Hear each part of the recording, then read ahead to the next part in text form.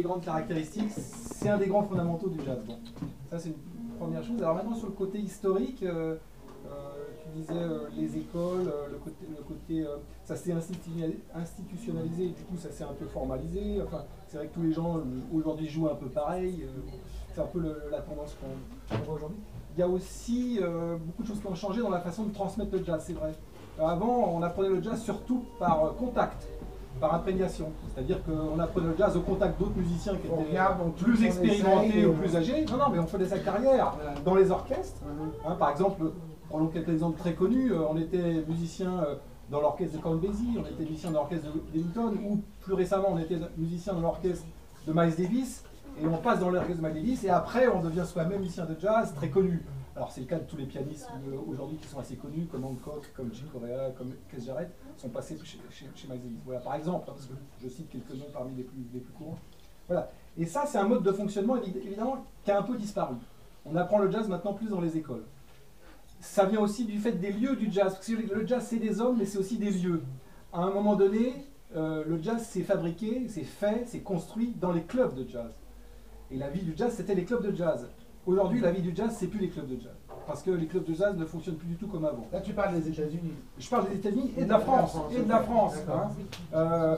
Pour donner un exemple concret, c'est lié au temps aussi, c'est lié à la temporalité. Avant, on était dans un club, les musiciens restaient pour 3 semaines, 4 semaines, 5 semaines, 3 mois. Donc quand on joue tous les soirs pendant 3 mois, quand un même groupe joue tous les soirs pendant 3 mois, il y a une musique qui jaillit, qui se crée. Aujourd'hui, on joue dans les clubs de jazz parce qu'on sent un disque, parce qu'on fait un événement, on y joue 2-3 jours. Donc les conditions de création de cette musique ont radicalement changé. Création autarcique, voilà.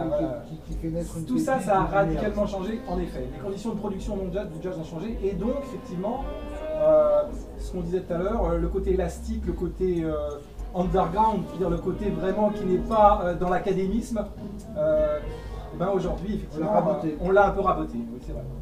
Bon, là, il y a encore des petits labels, par exemple, comme Blue Note, où il y a encore cet esprit ou pas du tout? Non, pour moi, Blue Note, c'est une étiquette aujourd'hui, c'est une labellisation d'excellence, mais de quelque chose qui n'existe plus. Enfin, plus rien à voir avec le grand label Blue Note des années 50-60. On a recréé un label Blue Note par nostalgie de l'image qu'on a du jazz des années 50-60. Voilà.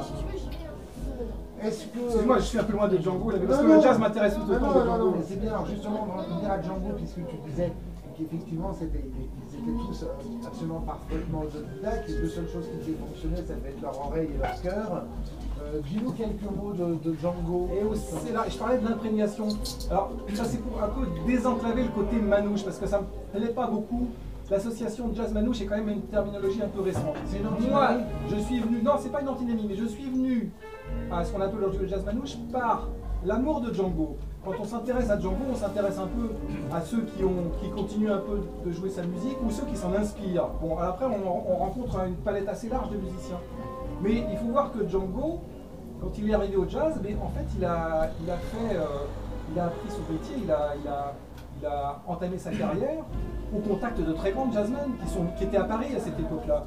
Il a joué avec Coleman Hawkins, il a joué avec Benny Carter, il a joué avec Duke Ellington, il a joué avec Louis Armstrong même qui est venu le voir, avec qui il y a eu une rencontre une fois dans un club. Donc Django, avant d'être le grand jazzman qu'on connaît, il n'est pas venu tout équipé avec une espèce de jazz manouche tout prêt, déjà fabriqué. Non, c'est quelqu'un qui s'est nourri de tout ce qui était autour de lui, et en particulier des grands jazzman noirs américains qui étaient dans les années 30, souvent à Paris, pour de longues périodes. Comme ça qu'il a pu fréquenter Coleman Hawkins, c'est comme ça qu'il a pu fréquenter Benny Carter, c'est comme ça qu'il a pu fréquenter le grand violoniste nord-américain Eddie South, parce qu'en 1937, qui a été la grande année du quartet de Tour de France, avant-guerre, ça a été 1937, parce qu'il y a eu l'exposition universelle à Paris, donc beaucoup de brassage de population, beaucoup de gens qui étaient à Paris à ce moment-là, et donc il y a eu beaucoup de rencontres. Et Django, évidemment, s'est nourri de ça, entre autres, après s'être nourri de son passage dans la variété française. Il a accompagné beaucoup de chanteurs de cette époque, et après s'être nourri aussi, encore bien avant, de sa fréquentation des accordéonistes musettes, avant son accident, effectivement, pour lequel il a perdu l'usage des deux doigts de la main gauche. Et alors, donc, c'est lui qui invente le jazz manouche ou c'est la critique qui va parler de jazz manouche? Explique-nous pourquoi à la fois ce mouvement existe et pourquoi tu le réfutes un peu. Je le réfute un peu parce que le jazz manouche, c'est une expression relativement récente. Il y a eu toutes sortes de terminologies qui ont existé dans le temps. À l'époque de Django, la question ne se posait même pas. Ces gens-là étaient dans le jazz, et quand on parle de Django à des musiciens américains, à tous les grands jazzmen américains, c'est leur égal, c'est un jazzman. La question ne se posait même pas. Django faisait du jazz.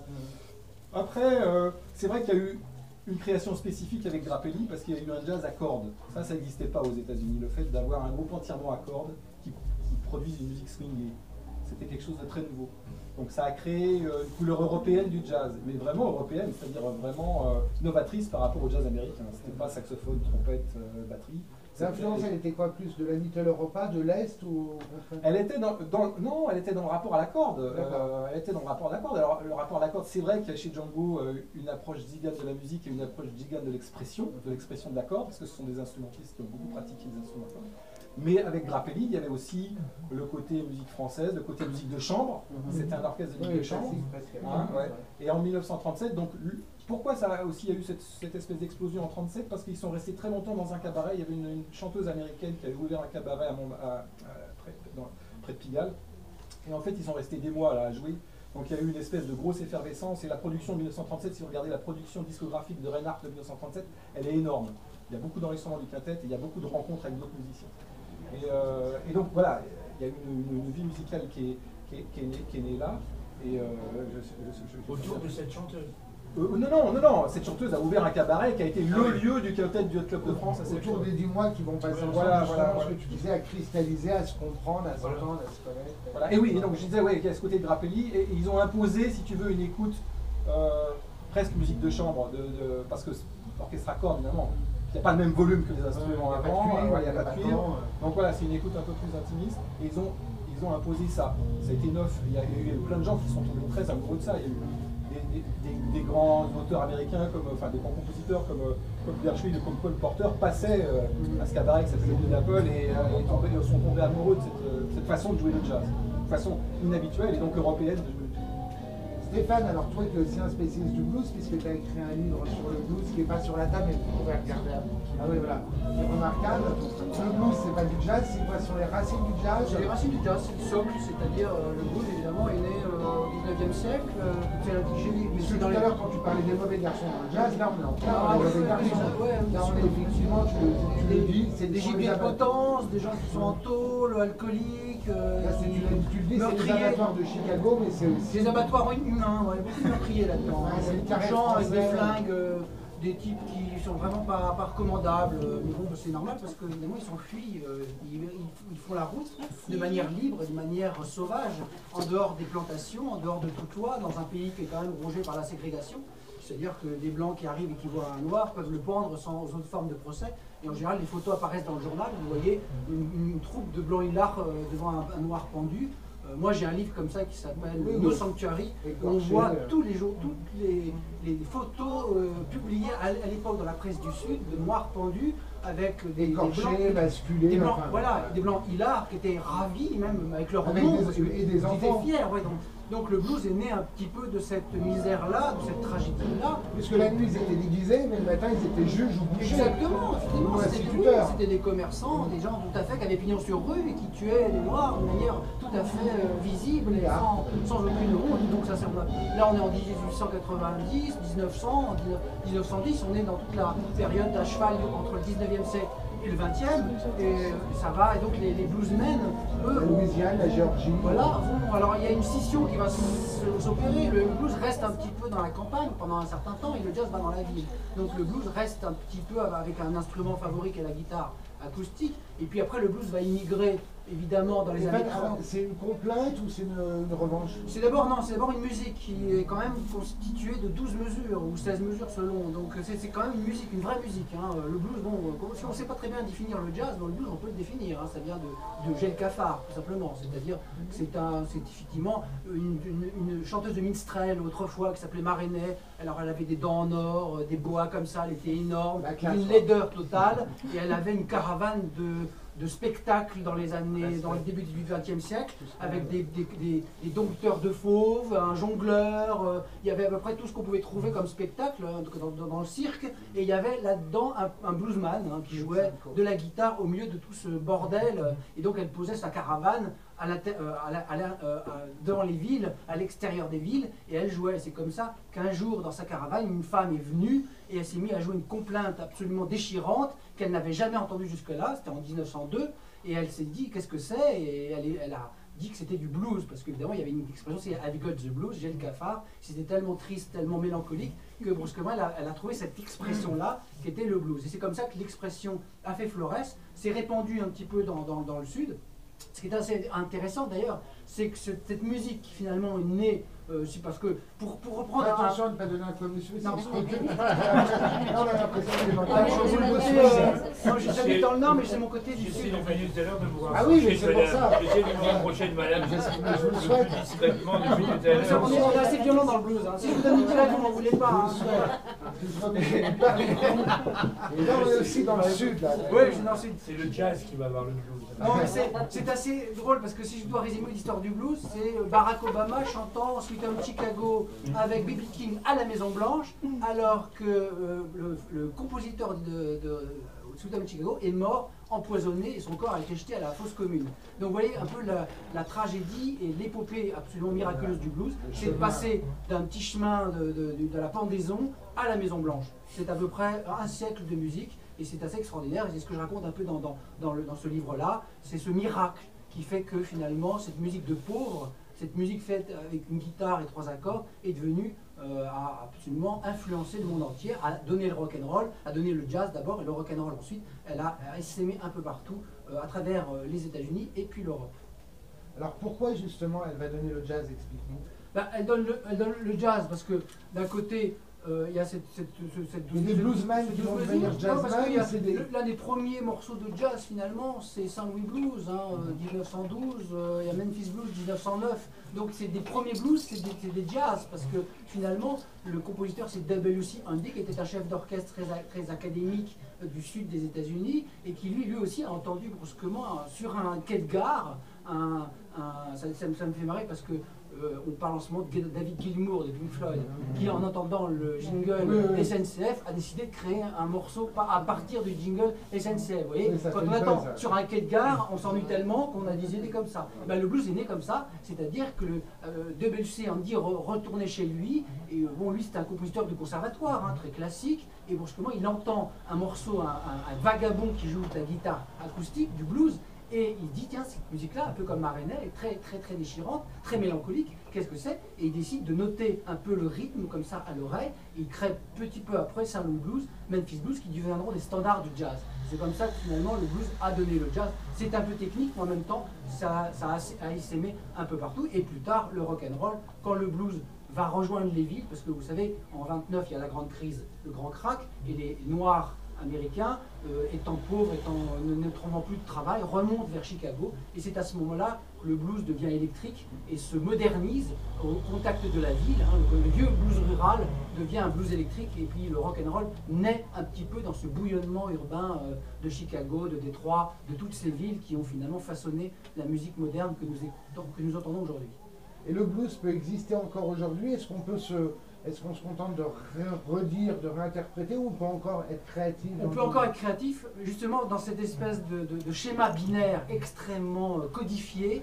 Un bon musicien, on ne triche pas. C'est-à-dire que finalement, beaucoup de musiciens refont un peu la même chose de manière un peu banale, mais les grands musiciens arrivent avec le blues, avec ces 12 mesures qui sont quand même très comme ça, on n'en sort pas, arrivent à faire des choses absolument extraordinaires. Il y a quelques grands bluesmen, il y a Otis Taylor, qui lui joue sans batterie, joue un blues un peu indianisant, un peu oriental.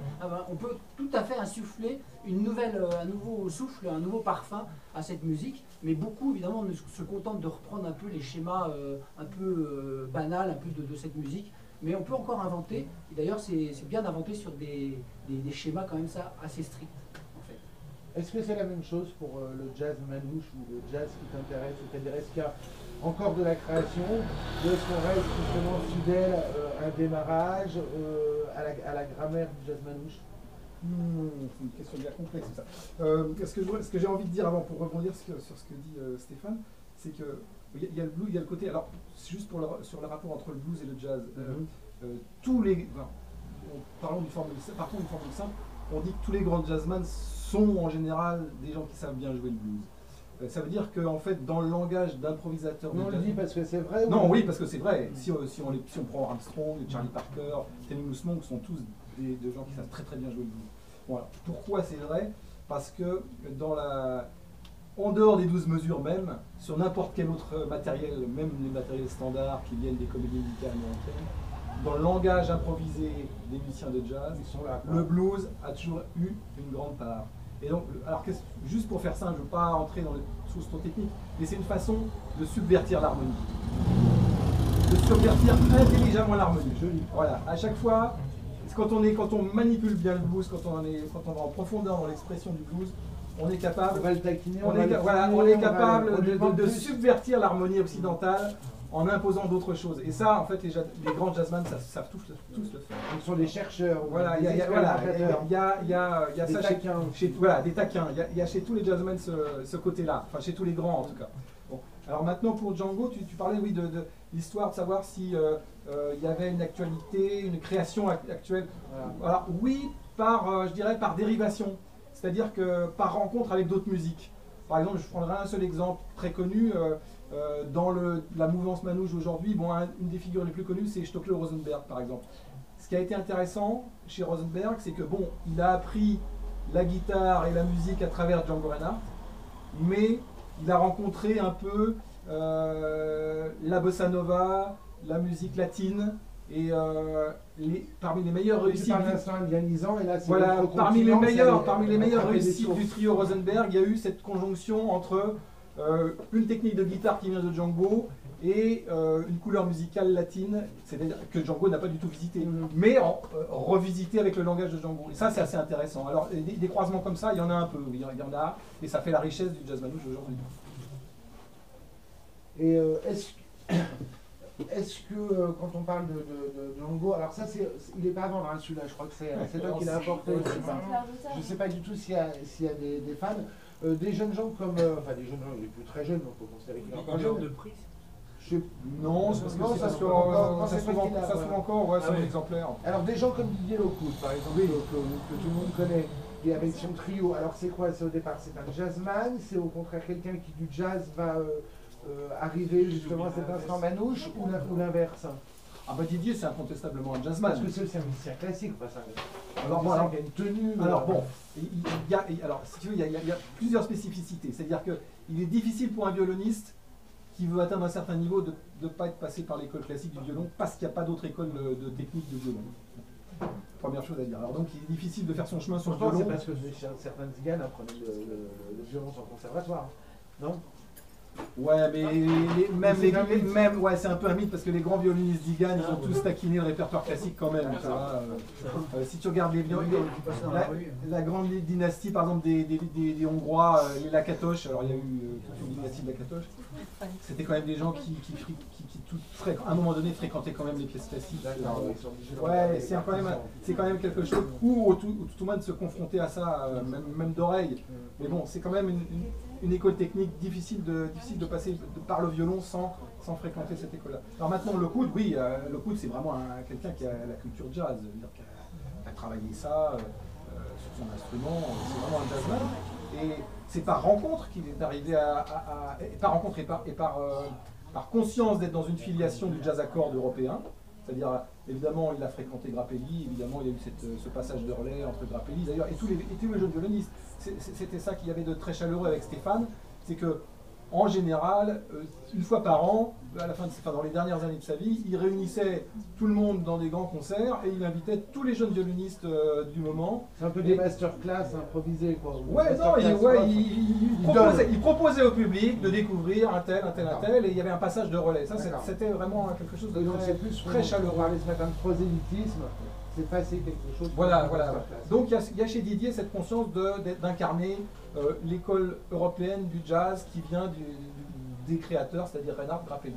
Et puis c'est par fréquentation, par exemple, de gens comme Myriel Lagrène ou quoi, qu'il est arrivé voilà, a des croisements parfois un peu plus colorés, on dira, dans sa musique. La formule du trio avec, vous voyez, un ou deux 10, je crois, un trio avec la graine et un contrebassiste. Voilà, bon, mais oui, le coup se situe vraiment dans la tradition du jazz et dans la tradition du jazz européen via l'école Grappelli dont on a parlé. Et en même temps, si je peux me permettre, qu'est-ce qu'il apporte le coup? Parce que moi je ne sais pas le dire, mais pour le peu de fois que je l'ai entendu des enregistrements à la radio, il y a un plus. Ah ben il apporte, Comme au Tour de France, il apporte son propre parcours, c'est-à-dire qu'il n'est pas né, oui, voilà. il est pas né dans les années 10 ou 20, il a traversé, oui, mais il a traversé toute une autre période du jazz, il a traversé les années 70, il a été dans le groupe Magma de Christian Vander, Ah oui, c'est par là qu'il est arrivé dans l'improvisation. Comment on passe de Vander à ensuite Escoudé, Catherine? Voilà. Le Le parcours de Didier, c'est tout ça, c'est les musiques actuelles, c'est la fréquentation du rock, des musiques binaires, et c'est du tout son cobayen. voilà, tout son parcours d'improvisateur est passé aussi par là. Parce qu'il, comme tous les jazzmen, je dirais, tous les jazzmen dont on parle, il n'a pas été, il a été comment dire, imprégné par l'époque qu'il a traversée. Mais les autres, ils n'ont pas déconcerté, lui il est presque déconcertant de qualité. Tous les grands musiciens sont déconcertants. Les autres, ils sont toujours dans une surprise. Respectueux, mais des fois il nous balade, comme il nous dit coucou, je m'amuse un peu. Après il reprend. Vous parlez de Code? Oui, le Code. Oui, mais non, mais il a le droit de s'amuser comme un enfant, des tous les fois. grands musiciens Oui, surprennent. Non, mais c'est d'admiration que je le dis. Ah oui, oui. Pas du tout. Mais je trouve que c'est déconcertant. On l'a senti. Il faut qu'on fasse attention à l'heure pour le train. Je ne sais pas du tout où on en est dans ce beau bavardage. Si vous avez des questions, vous n'hésitez pas, vous nous arrêtez. Est-ce qu'il y a des grands... Alors, justement, dans les livres que tu as écrits, et toi, dans celui que tu es en train de préparer au Castor Astral, est-ce qu'il y a des gens qui, pour vous, sont des maîtres, des gens remarquables? Je voulais juste passer la parole à Stéphane en disant, pour comme ça, une connexion temporelle qui est assez intéressante, c'est que 1936, je crois, c'est le décès de Robert Johnson, donc le créateur de 38, bon, Sweet Home Chicago dont on parlait tout à l'heure, et c'est contemporain de Django. Je voulais juste signaler ça, c'est-à-dire qu'il y a dans l'école, non, c'est dans l'idée qu'il y a deux grandes écoles de guitare très différentes. L'école de guitare acoustique blues, dont Johnson est un des grands représentants, c'est 38, et Django, on parlait tout à l'heure de l'année 37, c'est tout à fait contemporain. Mais c'est deux façons de pratiquer la guitare très différentes. Mais c'est pour vous dire toute la richesse de cette musique. Voilà. Vous voulez expliquer ou pas la différence justement d'imaginer la guitare? C'est quoi la différence D'imaginer la guitare? C'est des techniques différentes, c'est une expression différente. Après, on ne va pas rentrer dans le langage technique de l'instrument, mais on n'est pas musicien. Enfin, moi je le suis, mais c'est juste pour avoir cette comment tu peux le traduire par des images ou par des non, là, la question que moi on me pose, c'est on me dit comment tu peux écrire sur la musique alors que tu n'es pas musicien. Ça, c'est le grand débat. Et je pense que je ne veux pas critiquer mon éminent collègue. Je pense que quand on est musicien, le problème c'est qu'on est trop technique dans l'écriture. Moi, je me définis même pas comme un spécialiste. Je suis à peine plus connaisseur que vous finalement. Mais je connais un peu mieux évidemment parce que c'est mon métier. Mais je ne veux pas du tout m'instituer comme le mec qui connaît, qui est dans les détails, dans les trucs. J'essaie de faire du romanesque. Voilà. Non, si je suis musicologue, mais en même temps, j'essaie de faire du romanesque. J'essaie de trouver l'aventure, que ce soit technique, que ce soit dans la musique, dans le son, ou dans les événements qui amènent un musicien à créer tel type de chanson ou telle musique. Donc j'essaie de rendre finalement le livre assez palpable, puisque François parlait par exemple de Kerouac, Jacques Kerouac, quand il écrit sur la route, il fait de la littérature bebop, avec un langage très haché, avec un flux sonore absolument extraordinaire. C'est de la littérature jazz. Mais en même temps, il parle de Charlie Parker, mais en même temps, il n'est pas un connaisseur de jazz, mais en même temps, il nous fait sentir le jazz. Il le sent, le jazz n'est palpable. C'est ce qu'on essaie de faire, parce que l'intitulé c'est le jazz et les mots. Ce qui est bien dans la musique, c'est le côté impressionniste, c'est le côté, les petites sensations. Autant dans le cinéma, si j'étais critique du cinéma, je serais obligé de voir, de décrire ce que je vois, peut-être j'interpréterais certaines images. Mais la musique, on n'est qu'interprétation, on n'est que finalement sensation. Et c'est ça qui est intéressant, donc, finalement, dans l'écriture de la musique, c'est qu'on est dans la sensation, on est dans l'interprétation, on est dans la peinture quelque part des mots, mais on n'est pas, moi je ne suis pas dans la technique. Je refuse de l'être et je n'ai jamais joué d'un instrument, j'ai jamais voulu, ça m'a toujours gonflé, je préfère critiquer, c'est plus facile et c'est plus simple finalement. Mais j'aime pas du tout être dans la représentation technique de la musique. Les cordes vocales sont un instrument. Oui, Justement, les premières sensations du jazz, c'est peut-être à travers les films qu'on a vus. Les films des années 50-60, en fait, quelquefois, avant de se rappeler les images du film, on se rappelle la musique. Bah, si vous prenez Ascenseur pour l'échafaud de Louis Malle, avec Miles Davis, d'abord la musique. Mais l'errance de Jeanne Moreau dans un Paris un peu nocturne, noir et blanc, avec la musique de Miles derrière, c'est jazz. C'est vraiment, c'est pas une radio images où on le voit, on est dans le effectivement, jazz, en train on de est dans partir l'esprit du jazz. Mais on est dans la littérature, on est dans l'art. Mais il le fait exactement comme avant sur le cinéma muet, le pianiste est devant et il part tout seul. Donc c'est exactement comme ça que Miles Davis se remet en 59 face à l'écran et puis il va. Et là, ça donne cette grâce absolue pour quelque chose. Alors justement, puisqu'on parlait de musique et mots, comment ça te vient à toi l'idée de dire mais j'ai envie d'écrire là-dessus? Bah déjà, sans parler de l'héritage. Déjà, je vais au castor astral parce qu'il prend tous ouais, les trucs les plus inventables de la Terre. Je fais un love. Je fais love. Alors ça, j'essaie de le fourguer à quelqu'un parce que je dis c'est pour la Saint-Valentin. La dame ne savait absolument de quoi il était question. Mais je pensais, oui. Mais en fait, Love, c'est un groupe obscur des années 60 qui a vendu 3 albums dans son existence. Qui ont vécu finalement dans la maison de Dracula en fumant des joints et en se tapant des nanas, ouais, et en même temps ils ont publié un chef-d'œuvre qui s'appelle Forever Changes, qui est un disque magnifique, où là un peu mexicain, un peu country, magnifique, et avec un mec qui avait un flingue, qui se servait de son flingue à tout bout de champ, qui était un type totalement taré et qui n'a jamais réussi à finalement faire capitaliser son talent. Donc c'est pour ça que ça m'intéressait finalement. J'aime bien les artistes qui ont été à la fois géniaux et ratés. Donc lui c'est un artiste à la fois génial et raté. Donc effectivement, donc je vais ça si moi j'écris pour Fayard aussi, mon autre auditeur c'est Fayard, Flammarion, mais ça jamais Fayard ne le prend parce qu'il me dit mon pauvre ami ventre. Donc je vais au Castor, voilà, parce qu'au Castor c'est des gauchistes radicaux. Le mec il dit tiens ok on prend ça, on n'en vendra pas 3 après, mais on est des frères, on est des purs, des mecs on y croit et tout. Donc voilà c'est pour ça. Donc déjà il y a l'éditeur qui compte. Hein. Et évidemment, le Castor Astral, c'était mon premier éditeur. C'est lui qui m'a mis le pied à l'étrier, l'air de rien, parce qu'on commence au Castor Astral. Après, on reste fidèle. J'ai commencé au Castor, après j'étais dans d'autres maisons d'édition. J'ai fait un James Brown pour Gallimard, là je pouvais. Un Bob Dylan chez Flammarion. Vous voyez, c'est des grands noms. Ça, je pouvais le faire chez Flammarion. C'est des types, voilà. Mais sur le Castor, dans la collection Castor Music, là je fais des mecs quand même extrêmement pointus. C'est très dur à vendre. Des hommages. J'ai des niches, ouais. Parce que, effectivement, les livres de musique qui vendent le mieux, c'est les Beatles, les Rolling Stones et les Beatles. Mais une fois que vous avez fait 15 livres sur les Rolling Stones et 22 livres sur les Beatles, bon, à un moment donné, je change de sujet. Donc, du coup, bon, heureusement qu'il y a le Castor. Oui, mais tu as presque une intégrité, parce que tu rends hommage, tu fais un travail un peu d'historien vis-à-vis de ces gens-là, mais là, tu viens de le dire, tu as tous les ingrédients romanesques.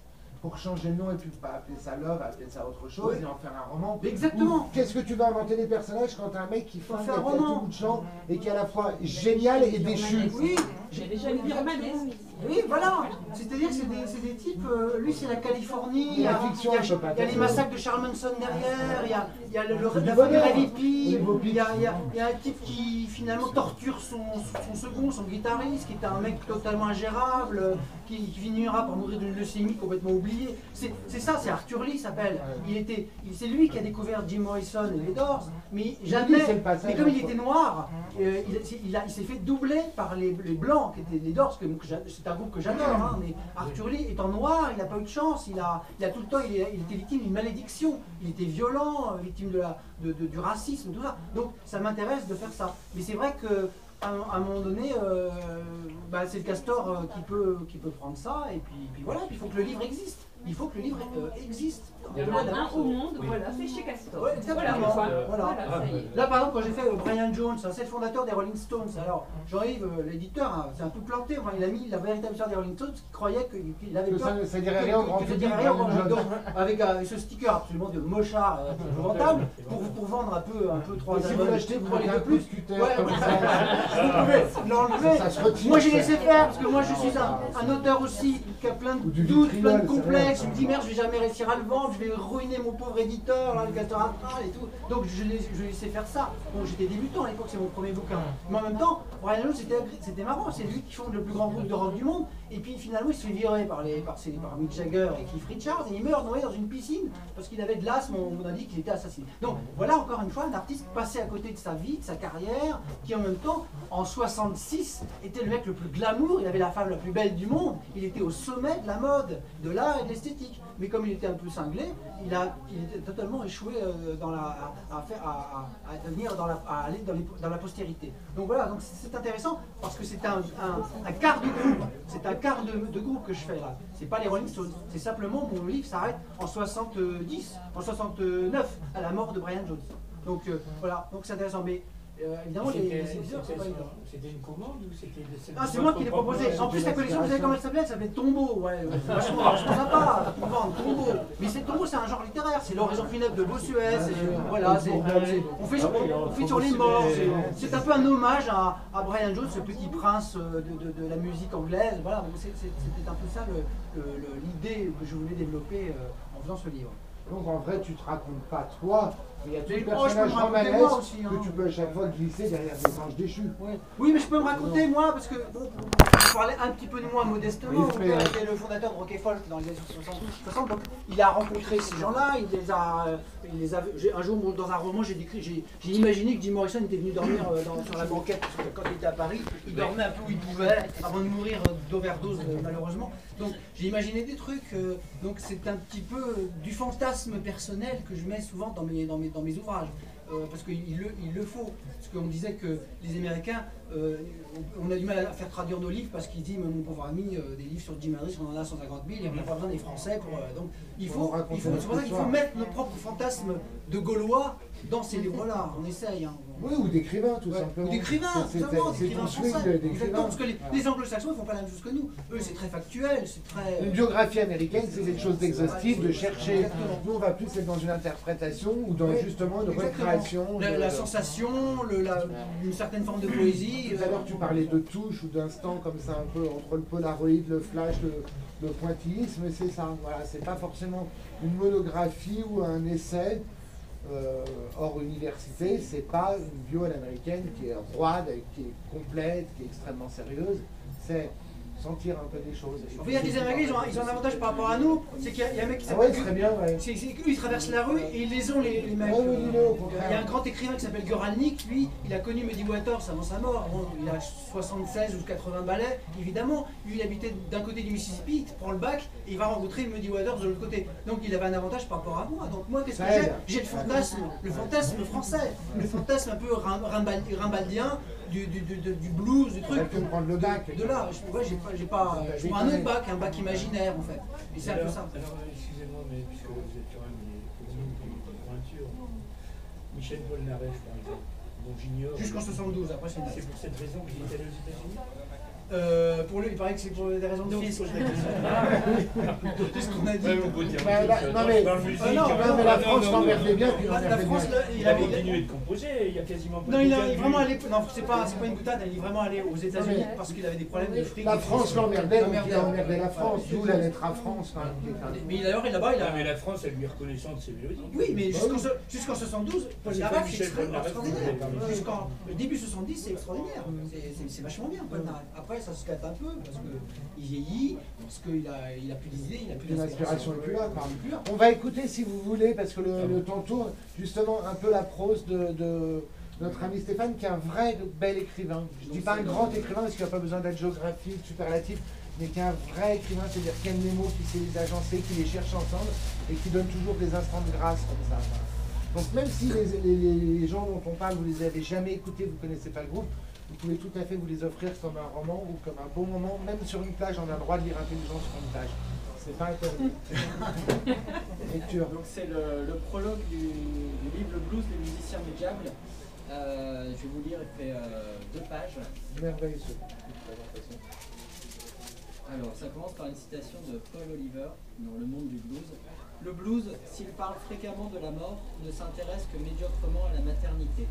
Même les chanteuses préfèrent ignorer les douleurs de l'enfantement et les joies de la maternité. Le gardien de la mémoire nous a prévenus. La dernière chance de les voir.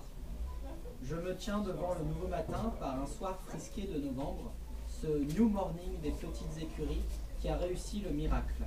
Honeyboy Edwards, 79 ans, le compagnon du mythique Robert Johnson, jailli du Mississippi ombragé des années 30. Il sait plein de choses sur la mort mystérieuse de son ami juste avant la guerre. Suicide, meurtre, le voilà coiffé de sa casquette, vêtu d'une tunique indienne, seul sur sa petite chaise dans ce Paris humide, bien éloigné de la jungle moite du vieux sud, face à un public de blancs et d'intellos. Tous devinent la force de ce vieil homme qui a survécu à tant d'outrages, pauvreté, racisme, violence, pour renaître un soir, à l'aube du nouveau siècle, un monde inconnu pour lui. Il sait tant de choses et pourtant ne dira rien. Ce soir-là, apparaît une autre étoile, son cousin, Homesick James, 84 ans, cheveux de neige auréolés de cette étrange lumière que diffusent les saints. Seul le mandoliniste Young Rachel, 85 ans, en bout de course, a jeté l'éponge. Excusez. Un peu plus loin, je pousse la porte du passage du Nord-Ouest, un drôle d'endroit, avec des fauteuils en métal très design. Les amateurs y croisent R.L. Burnside, 79 ans, vieux grognard du Delta. Ils découvrent sur l'écran Deep Blues, une balade le long du grand fleuve. Nous sommes encore en novembre 94 ou 95, on ne sait plus. Le prestigieux guitariste Luther Allison porte le son du Chicago Blues. Il établira ses quartiers dans un appartement modeste du côté de Saint-Cloud. Les États-Unis l'ont oublié, mais la France l'a fait roi. Les flambées électriques de Luther, sa voix brûlante, chassent la morosité. Une ou deux fois par an, il enchante la scène du petit journal Montparnasse, sa deuxième résidence, rit, s'amuse. Encore plus loin, le long des quais, l'un de ces bluesmen exilés né quelque part en Alabama, sans que l'on sache très bien quand, mais il n'a pas l'air si âgé, lance sa musique aux quatre vents, à bord d'une péniche, mollement alanguie sur une chaise longue. Quelques années plus tard, un promeneur croisera vers Neuilly Ike Turner, ex-mari de Tina, sorti une nouvelle fois de sa prison de Saint-Louis. Invité par le quai du blues, il musarde en regardant l'eau, serein, même si une violence sourde continue de durcir ses traits. Vous savez à quoi me fait penser la scène? Au Mississippi, Ils ont trotté évidemment. la scène. Elle a la même couleur ici. Il y a des jours comme ça où Paris semble magique. Debout devant le passage du Nord-Ouest, je songe au passé quand, brusquement, j'emprunte ce chemin vers l'inconnu. Je ne vois plus rien. Nord-Ouest, Sud. Je repense à ces souvenirs du clarinettiste Mez Mezzrow, la rage de vivre, qui a peut-être donné de notre musique la plus belle vision, celle d'un hédonisme du printemps.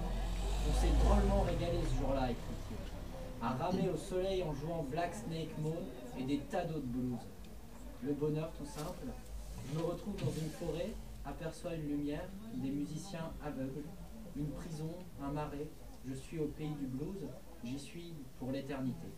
Bravo. C'est la métaphore, c'est une vraie confidence quand le type se met à comparer la Seine et le Mississippi. C'est une vraie confidence, ouais. Oui, parce que je l'ai rencontré à ce moment-là. Effectivement, il avait plusieurs soirées au quai du blues. D'ailleurs, il ne voulait pas qu'on lui parle de Tina Turner parce que le film venait de paraître. Évidemment, elle racontait qu'il lui avait cassé la gueule plein de fois. Il avait été en prison. Il était à chaque fois, il alternait entre prison et liberté. Mais c'était quelqu'un de très sauvage, de très violent, l'inventeur du rock'n'roll, parce qu'il a fait Rocket 88 en 51, et c'est bien avant Presley. Donc c'est vraiment un personnage éminent de la musique, mais en même temps quelqu'un, un artiste encore une fois, perturbé, maudit. Et c'est pour ça que c'est là notre avantage, nous, Français, c'est pour ça qu'il faut parler du rapport de la France et de cette musique-là. C'est pour ça que je la situe d'emblée à Paris. Ce que ne peuvent pas faire évidemment les Américains. C'est pour ça qu'il faut toujours penser à ancrer la réception du blues à Paris et du côté français, parce que c'est notre intérêt. C'est ta perception, c'est ma perception chose à l'histoire. Effectivement. C'est vrai que par exemple la France a accueilli Faulkner, elle a fait de toute la culture américaine quelque chose de presque de nobilisable. C'est sûr que les Américains s'en foutent de leurs propres artistes. Ils s'en branlent de leurs musiciens, leurs écrivains ils ne les connaissent pas. Pourtant il y a des très grands écrivains depuis un siècle là-bas. Donc c'est les Européens qui à chaque fois ont fait de la culture américaine quelque chose de glorieux et de précieux. Et tu sais, si on retire Bird d'Eastwood, c'est aussi Tavernier qui, avec Robert Parrish, fait ce beau Mississippi Blues, qui est aussi une vision et américaine, taverniérienne et américaine de ce fleuve. Tavernier publie une magnifique collection ce Manchette Sud de western, où il raconte comment son père l'emmenait voir quand il était gamin dans le cinéma de quartier de son bled, des westerns, et c'est comme ça qu'il a été fasciné. Vraiment, c'est une aventure que nous avons tous eue, cette espèce d'admiration pour une certaine culture américaine, la meilleure, hein, le western, le blues, le jazz, le rock, tout ça. Et par conscience ou par plaisir, tu es allé dans les États du Sud? Oui, je suis allé en Mississippi. Oui, j'ai même visité l'endroit où Bessie Smith est morte, Riverside Hotel. Alors c'est une toute petite cabane qui ne paye pas de mine. Il y a la chambre, il y a un mec qui fait visiter sa chambre. Il a décoré avec des bouquets de fleurs. Il y a une grande photo de Bessie Smith. Il faut dire qu'elle est morte dans un accident de voiture en 1937. Elle a perdu son sang parce que malheureusement l'ambulance blanche ne pouvait pas la prendre. Ségrégation oblige. Donc elle a perdu son sang. Et en attendant une ambulance africaine-américaine pour aller dans l'hôpital africain-américain. Et c'est comme ça qu'elle est morte, victime de la ségrégation en perdant tout son sang. Donc je suis allé dans cette maison-là, dans cet endroit où le blues est né, qui s'appelle Clarksdale. Moi j'appelle ça la ligne dorée. Il y a le Mississippi, vous avez Memphis, et de part et d'autre, vous avez plein de petites villes comme ça, Clarksdale, Tutwiler, Helena, où le blues est né, où tous les bluesmen viennent de là. C'est des endroits où vous avez trois planches, 2 baraques, des rails couverts d'herbe. C'est totalement abandonné, isolé. La nuit est très chaude. C'est bizarre comme endroit. On est un peu dans le malaise. Mais c'est là où c'est la fin de ton introduction. Exactement. Effectivement, le blues, c'est le marais, la prison, Angola, c'est un petit peu les rails un peu abandonnés, les trains. C'est bien avant la concession. Oui, non, mais c'est vraiment le bas. C'est les Bayous, c'est la Louisiane, c'est la Géorgie, c'est Savannah. D'accord, il y a vécu ça. Oui, c'est un cliché aujourd'hui de nouvelle American Way of Life pour les Européens. Oui, la route 70, c'est un peu une antienne, c'est un serpent de mer, parce que évidemment, tous les journaux maintenant l'été, le Figaro fait la route 66. C'est tous. Géodécouverte, c'est ça, tout le monde le fait. C'est devenu un truc c'est beaucoup plus intéressant de relire ce qu'on disait dans le jardin du bien et du mal. On a beaucoup plus de sources justement sur ça. Pour effectivement revoir tout Eastwood. Est-ce que le Mississippi ferait des méandres? Il fait que ça. Mais le Mississippi, ce qui est extraordinaire, c'est que ça n'a pas bougé. C'est-à-dire qu'il n'y a pas, c'est pas moderne. C'est toujours pareil. C'est un État agricole, tiers-mondiste finalement. Il n'y a pas une construction moderne. Tout le monde s'en fout du Mississippi. Le champ d'instinct a un peu évolué. Tout ce sud, évidemment, c'est un tout petit peu. C'est la nouvelle. J'ai un trou. Louisiane. La Nouvelle-Orléans. Avec tout son côté touristique, melting pot, et puis dans un petit instant un peu intelligent, intellectuel du Sud, c'est Savannah, c'est tout le reste, ça demeure agricole, bien sûr. Et le Sud, et donc c'est intact. Voilà. On ne peut pas changer les bayous, on ne peut pas changer même tout le travail des immigrants qui sont partis effectivement du Nord, du Canada, pour arriver à toute cette musique cajun. C'est resté comme ça. Les types ont gardé ces mélanges de traditions entre la France, le Québec, et puis réinventent leur langage. D'ailleurs, on pourrait le re-racheter. Hein. Bah oui. Ça Napoléon l'a vendu. Ça n'avait pas été vendu cher, de toute façon. Non, ça n'avait pas été vendu cher. C'est vraiment dommage. Mais c'est en effet des états encore fascinants parce que le sucre et puis la terre est encore vraiment tiède de l'histoire. Et c'est pourquoi d'ailleurs tous ces écrivains, Lieberg ou autres, sont encore très à fleur de peau, passionnés par leur, même pas leur sous-sol, parce qu'il n'y a pas tant de sous-sol que ça quand on est dans les marais, mais sur une histoire qui, quand on lit, je pense à cet autre monsieur qui a inventé, alors j'ai oublié son nom, qui a inventé 2 personnages incroyables. Ça va me revenir, entre autres, il a fait un livre, on le trouve en folio, qui s'appelle Les Marécages, et qui raconte justement toute cette histoire de la ségrégation où on voit un nègre, parce que c'est le mot utilisé, écorché vraiment par les couilles montées, c'est son copain d'enfance qui le voit se faire tuer. Et il a inventé, c'est un peu la même idée qu'en Cooper. Il a inventé 2 personnages qui s'appellent Pine, Harold et Pine. Je sais plus, mais je vais retrouver son nom. Le livre s'appelle Les Marécages, c'est vraiment un chef-d'œuvre. Et ça ne se passe que dans les États du Sud. Et ce type écrit exactement ce que Faulkner aurait pu écrire si Faulkner avait été un peu plus nerveux, un peu plus contemporain. C'est la même chose. En 100 ans, il n'y a pas eu tellement de changements sur ces écrivains qui sont à fleur de terre, à fleur de peau et à fleur de terre ou à fleur de bayou. Et je pense que la musique, la littérature, elle s'en arrange beaucoup. Quand vous avez vu Katrina, Bessie Smith écrit Backwater Blues en 1927, c'est sur les crues du Mississippi. Katrina, c'est la même chose. Hein. Ça n'a pas bougé. C'est-à-dire que la chanson de Bessie Smith, ou Si je t'oublie Jérusalem de Faulkner, qui raconte aussi la crue de 1927, on avait les mêmes scènes, les mêmes images de gens sur des barques, de populations noires en exode. D'ailleurs, La brume électrique, l'adaptation de Burke, Tavernier se sert de Katrina, c'est pas tout simplement d'alterner les époques. C'est un blues de Bessie Smith, c'est une illustration d'un blues de Bessie Smith. Ça n'a pas bougé. Et puis hélas, on a l'impression pour nous autres, peut-être occidentaux, encore plus pour Stéphane qui écrit dessus, quand on voit 3 images, c'est un cliché quand même. C'est-à-dire que la nature est encore plus romanesque que la fiction. On voit 3 cabanes cassées, on voit un mec qui est sur un rocking chair, et puis en plus, pour peu qu'il y ait un cadavre dans le bayou, ça y est, on est parti. C'est un cliché incroyable. Et vous voyez encore des prisonniers en tenue rayée, style Dalton, avec des boulets dans les États du Sud, comme avant, comme autrefois. Enfin, c'est un pays qui, dans le Sud en tout cas, qui ne bouge pas beaucoup, qui est figé dans le musée, dans l'historiographie, dans l'histoire.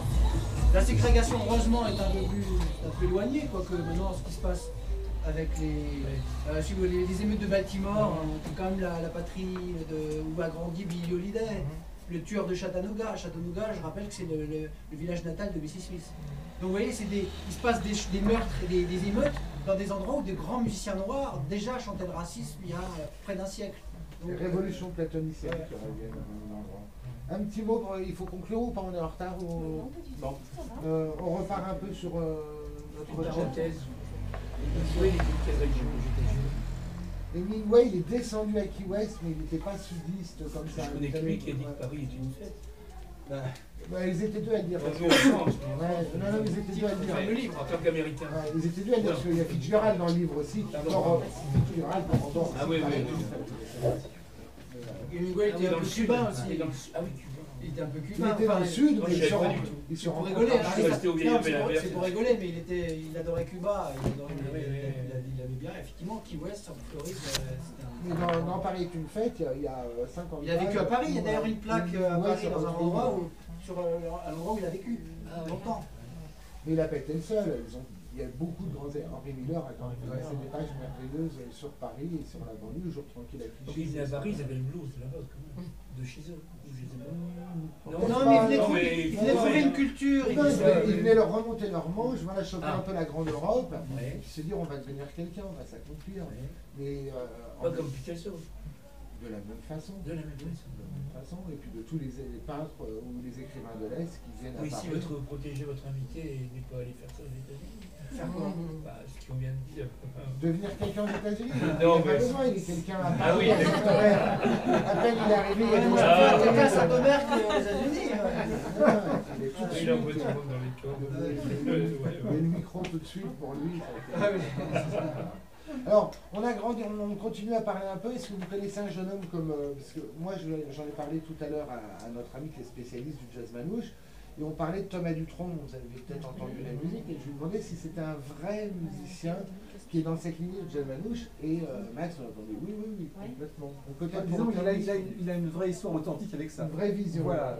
Maintenant, c'est vrai que du point de vue de sa production discographique, ça fait 2 albums, où il se positionne plus dans la chanson française, dans la variété française, par parti pris de réussite, relationnel, de réussite, enfin l'histoire. Mais il garde un vrai amour pour cette musique-là. Je pense qu'un jour, je pense qu'un jour, bah oui, il a vraiment étudié la guitare d'abord avec des guitaristes de cette mouvance-là. Il a ensuite tourné pendant toute une saison avec Biry Lagrène, vraiment. Il a fait le guitariste d'accompagnement, donc il a vraiment vécu ça d'intérieur. Et puis il garde un immense amour pour ça. Et puis je pense qu'un jour ou l'autre, il refera quelque chose avec cette couleur-là, à côté, par ailleurs, des chansons, et de son côté chansons un peu rock, ou des variétés rock françaises qu'il fait par ailleurs. Je pense qu'un jour ou l'autre, il refera quelque chose avec une couleur plus acoustique. Parce qu'il est resté dans sa bagage. Ça fait partie de son histoire, et c'est toujours une passion. On s'affranchit, puis on revient un peu, puis on rend à notre tour c'est en tout cas pas du tout artificiel chez lui, c'est vraiment quelque chose qui est ancré. Et c'est intéressant toujours de l'entendre de la part d'un spécialiste, parce qu'après on dit toujours est-ce que c'est un moyen, est-ce que c'est un biais pour réussir. Moi, ce à quoi m'a fait penser tous les développements dont Stéphane vient de parler, c'est par rapport à Django, par exemple, et par rapport justement à ce qu'on appelle le jazz manouche, c'est que c'est un des rares exemples de musique aujourd'hui sont le développement de l'expression d'une seule personne. C'est-à-dire que Reinhardt a inventé quelque chose. Avant, les manouches, évidemment, ne pratiquaient pas le jazz, parce que le jazz n'existait pas. Donc, la connexion entre le jazz et les manouches, ça date de Django. Il invente une forme d'expression, et tout le jazz manouche est issu de cette seule source. Ce qui est, c'est pour ça que c'est intéressant d'en faire l'histoire, c'est que ensuite, quels ont été les rouages par lesquels cette musique a quels ont été les rouages par lesquels cette musique a cheminé pour arriver à l'état où elle est aujourd'hui.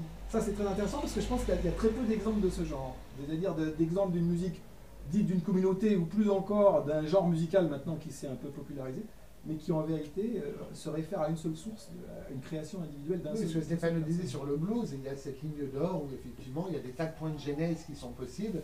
On peut très vite avoir un joli jardin. C'est pas du tout comme quand il y a un seul pied, quoi. Si on rate le pied. C'est ça qui est assez étonnant. C'est ça qui est assez étonnant dans l'histoire de jazz où je sais que ça vient d'un seul homme. Parce que si il a une longévité, il est resté lui-même, il s'est imprégné des autres courants en fait, mais il est resté lui-même identitaire en fait, tout le long de sa vie, Django. Oui, il s'est imprégné mais sans vraiment se travestir. Jamais, enfin il a toujours été, mais je pense que c'est valable pour tous les musiciens dont on parle, c'est-à-dire que si on parle de tous les grands du jazz et tous les grands du blues, jamais ils n'ont... Quelqu'un comme Parker, par exemple, ça a toujours été quelqu'un de Monk, irréductible. Enfin, Django, c'était un irréductible. C'est-à-dire, effectivement, il a toujours fait la musique qu'il avait envie de faire. Et donc, il a toujours été lui-même, quel que soit les... On peut peut-être citer Miles qui, lui, a rebondi sur beaucoup de styles, parce que chaque fois... qu'il sentait des choses... Mais toujours en se créant lui-même quand même. C'est-à-dire que... Oui, Miles... Quand il fait tout, Miles, tout le monde est choqué quand même. Oui, c'est très loin. C'est vrai qu'il avait ce...